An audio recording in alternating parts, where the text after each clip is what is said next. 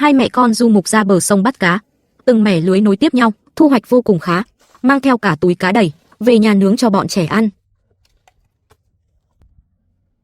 Sáng hôm đó, Sogra cho lưới đánh cá vào túi vải, chuẩn bị cùng Zainab ra sông bắt cá.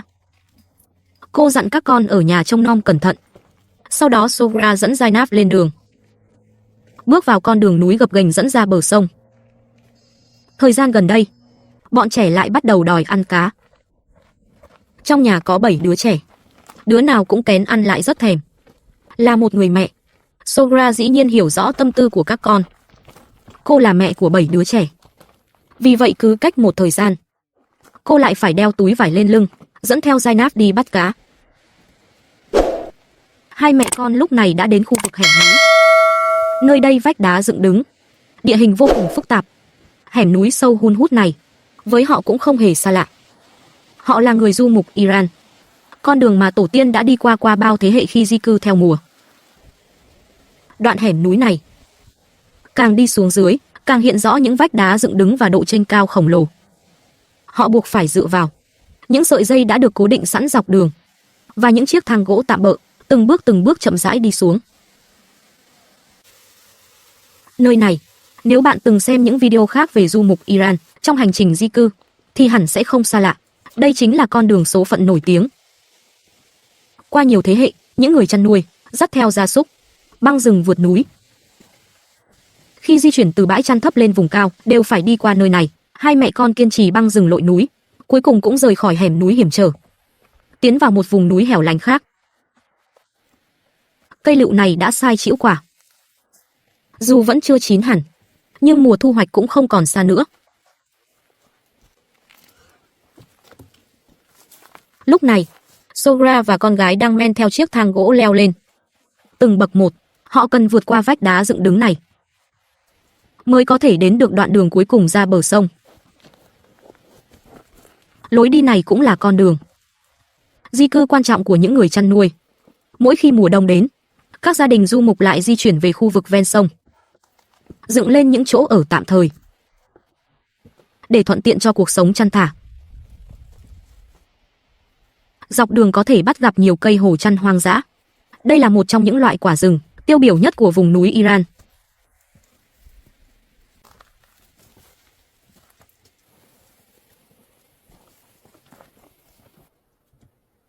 Nếu bạn thấy video hay và hữu ích, đừng ngần ngại để lại bình luận bên dưới để chúng mình biết. Nhớ nhấn nút yêu thích để ủng hộ và đừng quên theo dõi kênh để không bỏ lỡ những video mới nhất. Không ngừng leo lên cao, cuối cùng hai mẹ con cũng lên tới điểm cao nhất của ngọn núi. Đứng trên đỉnh núi, họ đã nhìn thấy điểm đến của chuyến đi. Dòng sông uốn lượn, chảy xuyên qua những thung lũng dưới chân núi. Những dãy núi phía xa sắc lẹm như dao cắt, là dấu tích của nghệ thuật gấp nếp của trái đất, kể lại hàng tỷ năm biến đổi địa chất và thời gian.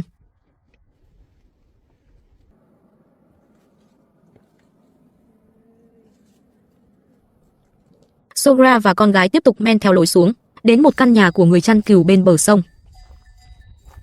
Nhìn thấy đàn dê này, Sogra gọi đàn dê lại gần để ăn. Cô hái lá cây cho đàn dê ăn. Zainab cũng đã quen thuộc nơi này. Giữa những gia đình du mục, quan hệ láng giềng rất gắn bó, luôn giúp đỡ lẫn nhau. Việc trông nom gia súc cho nhau là chuyện thường ngày. Sau một lúc dừng chân ngắn ngủi, hai mẹ con tiếp tục đi dọc theo bờ sông, tìm kiếm một vị trí thích hợp để đánh cá.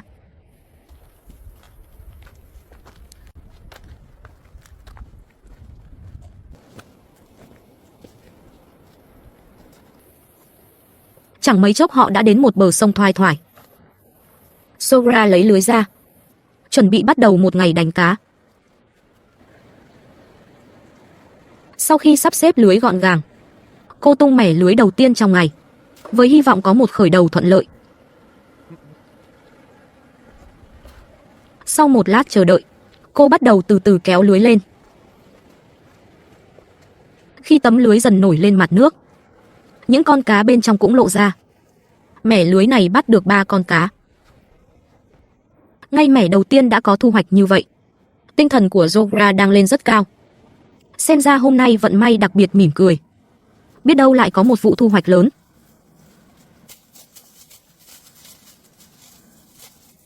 Trong 3 con cá có một con kích thước khá nhỏ.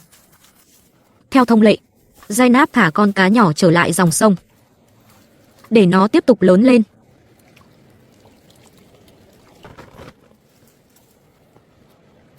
Zainab cho cá vào túi vải. Sogra thu dọn lại lưới, tiếp tục thả mẻ mới. Khúc sông này có dòng chảy rất xiết. Chẳng bao lâu sau, Sogra bắt đầu thu lưới. Lại thêm 3 con cá nữa. Hai mẹ con cười rạng rỡ. Buổi đánh cá hôm nay diễn ra vô cùng thuận lợi, như thể dòng sông đặc biệt yêu ái họ. Trong mẻ lưới lần này, cũng có một con cá còn khá nhỏ. Sogra nhẹ nhàng thả nó trở về dòng nước, nhìn chiếc đuôi khéo léo quẫy mạnh, rồi nhanh chóng biến mất không dấu vết. Chỉ trong chốc lát, họ đã có trong tay 4 con cá. Nhưng đó mới chỉ là khởi động. Những mẻ lưới tiếp theo, biết đâu còn mang đến nhiều bất ngờ hơn nữa. Sogra bắt đầu thu lưới lần thứ 3. Hai mẹ con cùng mong chờ thêm một mẻ cá ngon. Nhưng lần này chỉ có một con cá mắc lưới.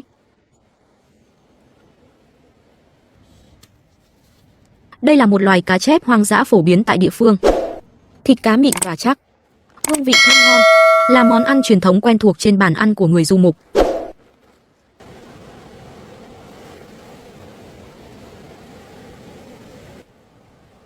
Mẻ lưới này Sogra bắt được một con cá. Có kích thước khá ấn tượng. Anh và con gái đều lộ rõ niềm vui.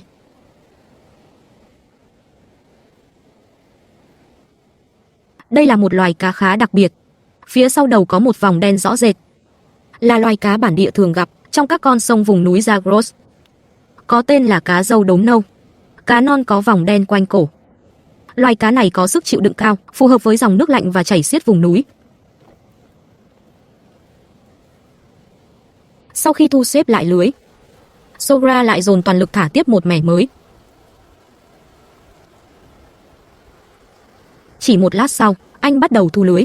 Lần này cảm giác kéo lên nặng hơn hẳn. Rất nhanh, hai mẹ con trở nên vô cùng phấn khích, gần như không dám tin vào mắt mình. Cả tấm lưới gần như kín đặc cá. Đây là lần đánh cá của mẹ con Sogra. Có thu hoạch khiến họ phấn khích nhất từ trước đến nay.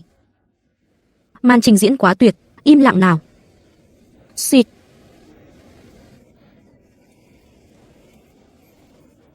Hai mẹ con nhìn những con cá trên lưới, mà xúc động suốt một lúc lâu. Họ đếm lại số cá, tổng cộng là 9 con trong những con sông vùng núi Zagros. Có thể kéo lên một mẻ lưới được 9 con cá, thật sự không phải chuyện thường thấy. Xem ra đoạn sông này, so với những nơi họ từng đánh bắt trước đây, nguồn cá phong phú hơn rất nhiều.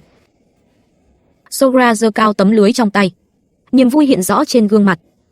Anh thầm cảm tạ trời đất, trong giọng nói có sự nhẹ nhõm, có hy vọng cho tương lai và cảm giác an tâm trọn vẹn. Họ không phải là ngư dân chuyên nghiệp, chỉ dựa vào một tấm lưới đơn sơ để vớt lấy chút hy vọng mưu sinh giữa dòng nước.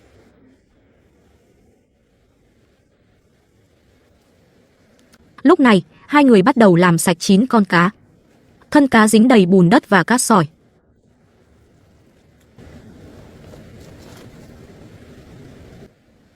Sogra thả một con cá trở lại nước, nhưng nó nằm im bất động. Sogra biết loài cá rất thông minh. Nó đang giả chết. Sau khi bị bắt lên khỏi mặt nước, cá sẽ trải qua tình trạng thiếu oxy ngắn và giãy giụa dữ dội. Khi được thả trở lại dòng nước, do cơ thể chưa kịp hồi phục hoặc cảm nhận được nguy hiểm, chúng sẽ rơi vào trạng thái giả chết.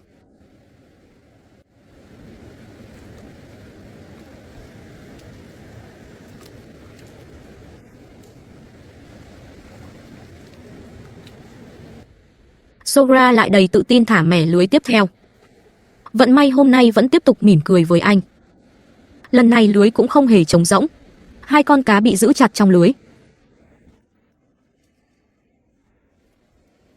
Hôm nay Sogra thật sự bắt nhịp rất tốt. Hết mẻ này đến mẻ khác đều có thu hoạch. Vùng nước này rõ ràng là một ổ cá tự nhiên. Dòng chảy không quá mạnh cũng không quá yếu. Hôm nay mang đầy một túi cá về nhà, gần như là chắc chắn. Những con cá không ngừng vùng vẫy, trông vẫn tràn đầy sức sống. Cơ bắp săn chắc, là 2 con cá béo múp. Mang về nhà đem nướng lên, hoặc kho tộ, đều là món chính đúng nghĩa.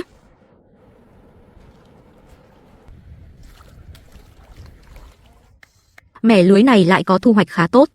Tròn trịa 3 con cá, con nào con nấy đều không nhỏ. Zainab còn khen mẹ giờ đã như một ngư dân chuyên nghiệp. Trong dòng sông Nguyên Sơ này, chưa từng bị công nghiệp hóa xâm lấn. Mọi thứ vẫn giữ nguyên nguồn năng lượng tự nhiên nhất. Ở đây không có đánh cá bằng điện, không có lưới mắt nhỏ hủy diệt, thậm chí cả những dụng cụ đánh cá cơ bản nhất cũng vô cùng thô sơ. Họ chỉ dựa vào phương thức truyền thống nhất. Đó là quăng lưới bằng tay, chính nhờ cách làm mộc mạc và nguyên thủy này mà hệ sinh thái không bị xáo trộn. Dòng sông này luôn duy trì nguồn cá dồi dào. Sogra gỡ một con cá nhỏ khỏi lưới, chuẩn bị thả nó về sông, nhưng con cá nằm yên bất động trong nước, lại đang giả chết. Nó chỉ là bị hoảng sợ và kích hoạt cơ chế tự vệ, rơi vào trạng thái giả chết, lơ lửng bất động, nhưng vẫn đang hô hấp. Nó đang chờ mối nguy hiểm qua đi.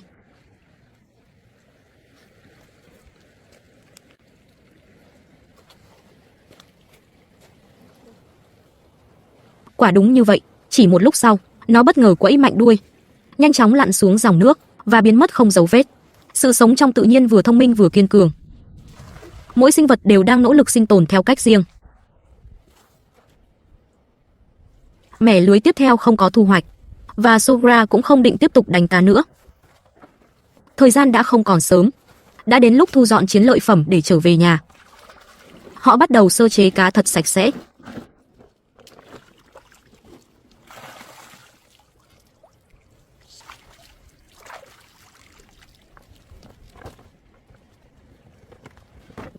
Một lúc sau, hai mẹ con đã rửa sạch toàn bộ số cá, nhét đầy một túi lớn.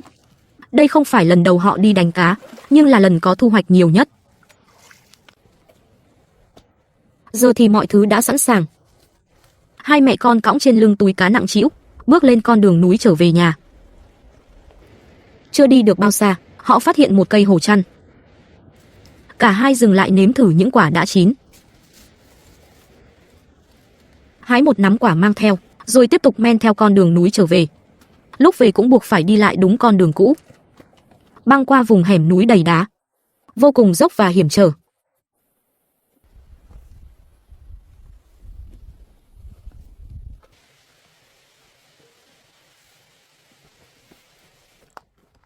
Khi trời dần sập tối, hai mẹ con cuối cùng cũng về tới nhà. Hossein đang gọi đàn dê trong nhà.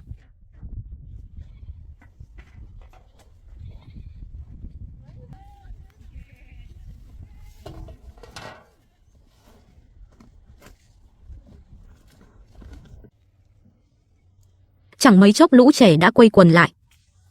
Yasin hôm nay hơi mệt trong người, còn chị gái Fatima cũng không khỏe, vẫn đang nằm nghỉ. Sogra vốn định nhân dịp này mang đến cho các con một bất ngờ, nhưng hôm nay bọn trẻ trông thiếu đi sự rộn ràng thường ngày. Sogra bắt đầu làm sạch số cá. Tối nay cô sẽ nướng vài con cá sông béo nhất để bồi bổ cho Yasin đang mệt, và giúp Fatima lấy lại cảm giác thèm ăn.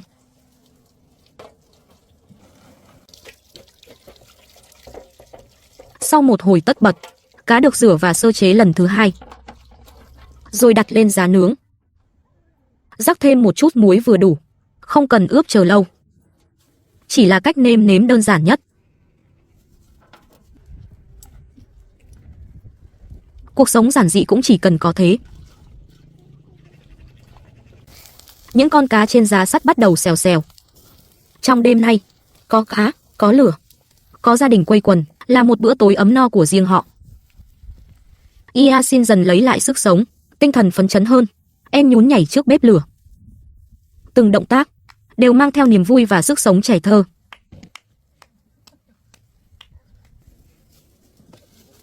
Chẳng bao lâu sau, cá trên than hồng đã chín vàng bên ngoài, mềm ngọt bên trong, hương thơm lan tỏa. Lũ trẻ đã không thể chờ thêm nữa. Vị ngọt của cá hòa cùng mùi khói than, ăn kèm lớp bánh dẻo dai. Chỉ một miếng thôi là hương vị chỉ người du mục mới thấu hiểu. Những nguyên liệu giản dị, cách làm nguyên sơ, nhưng lại tạo nên một bữa ăn đậm chất nhất và mãn nguyện nhất giữa núi đá hoang dã.